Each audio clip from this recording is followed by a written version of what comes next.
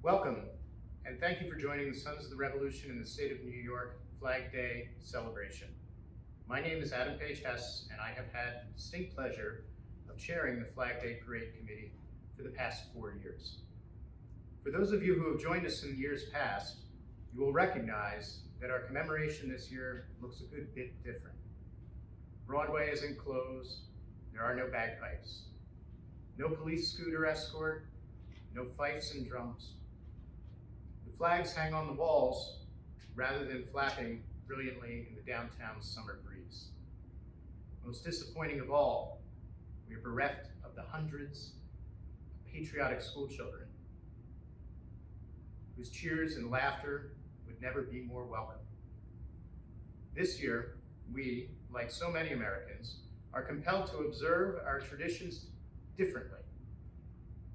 This year, whether celebrating a birthday, a graduation, a wedding, or even a Flag Day parade, things are being done differently. But they're being done nonetheless, and our traditions continue on. And so here we gather today differently, yet preserving our great tradition of honoring the flag of our nation. Our flag, first sewn by Betsy Ross, had but 13 stars.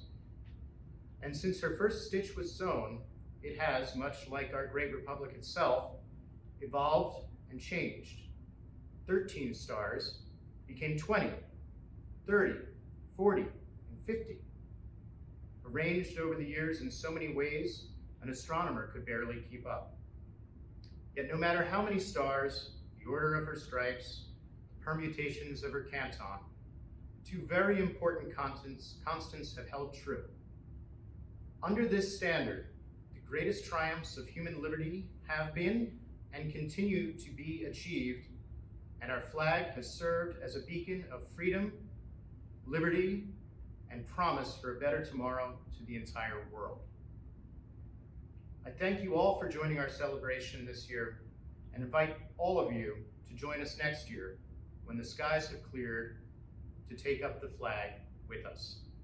I would now like to introduce President of Sons of the Revolution in the State of New York, Mr. Peter C. Hein.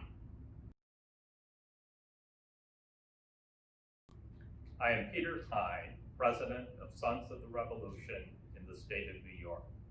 We are here today in Fraunces Tavern Museum, which since 1907 has been owned and operated by our society. We are holding this commemoration of Flag Day in the museum's Flag Gallery, officially the Catherine and Shelby Cullom Davis Center for American History. This gallery displays over 40 of the more than 200 historic American Continental and French regimental flags in our collection. Since 1916, our society has hosted the Flag Day Parade and celebration here in New York City. Our current Flag Day Chairman, Adam Hess, has energized this event and brought it to new levels in the past several years. We look forward to seeing all of you next year for what we hope to be an extraordinary Flag Day in 2021. My thanks to Adam Hess, Flag Day Chairman, and to Scott Dwyer, our Director, for ensuring that the commemoration of Flag Day went forward this year. I will now turn the program over to our Director, Scott Dwyer.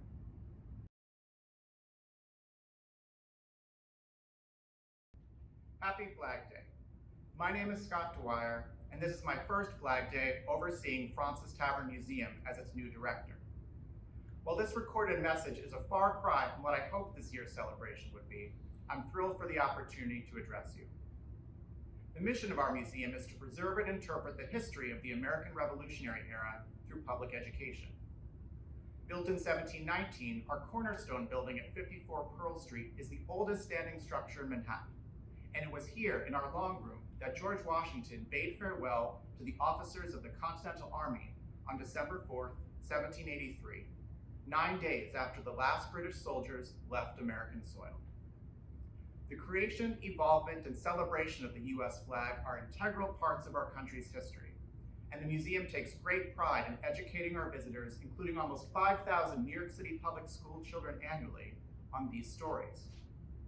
The first flag of the United States of America was adopted on June 14, 1777, by the Second Continental Congress with a resolution that stated, "Resolved, that the flag of the 13 United States be 13 stripes, alternate red and white, that the Union be 13 stars, white in a blue field, representing a new constellation." One of the earliest observances of Flag Day occurred in 1861 to advocate for the preservation of the Union at the beginning of the Civil War. But it wasn't until 1916 when President Woodrow Wilson issued a proclamation that Flag Day was officially established on June 14th. Just 2 years earlier, Wilson had thrown William Monroe Trotter and his black delegation out of the Oval Office. Trotter, a civil rights leader who believed in direct protest actions, had dared to take Wilson to task for his unprecedented introduction of segregation into the federal workplace. I highlight this to acknowledge that the history of Flag Day, a day that unifies and celebrates the freedoms of our country and her citizens, is not untouched by those who instead sought to divide and oppress. The museum is committed to seeking and featuring the stories of the diverse individuals and communities of the American Revolutionary era, many of whom have not been recognized for their significant contributions to the history of this country.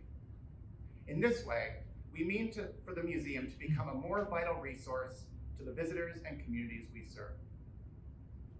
When Francis Tavern Museum opens to the public again, we look forward to your visit to our period rooms and rotating exhibition galleries, including the George Washington Portrait Gallery, honoring Elizabeth and Stanley DeForest Scott, and the Adeline Moses Loeb Gallery, honoring the grandmother of John Loeb Jr. In the meantime, please visit the museum virtually on our website and social media platforms for informative content and upcoming educational programs. It's now my pleasure to introduce Matthew Norgard, Secretary, Sons of the Revolution in the State of New York, to read a message from the Mayor.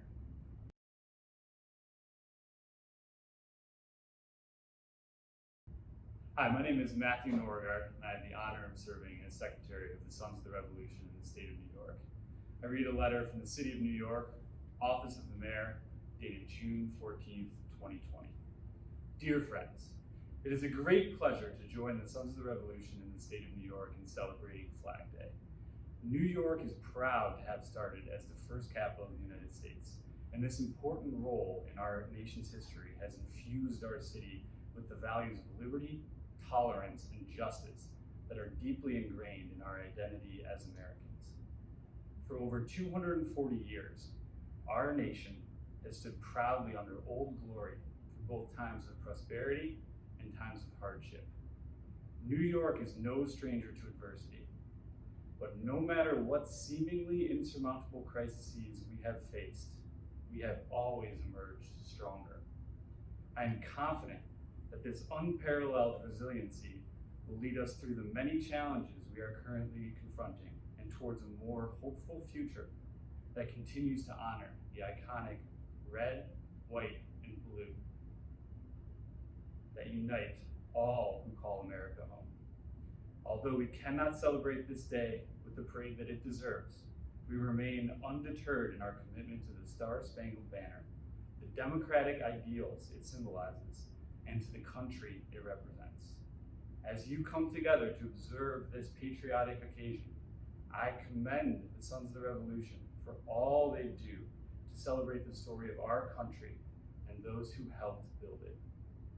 On behalf of the City of New York, I offer my best wishes for a meaningful event and continued success. Thank you.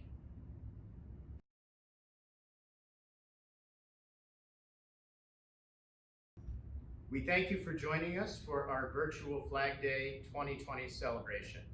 And we very much look forward to all of you joining us next year on Broadway, where we can take up Old Glory together. Huzzah!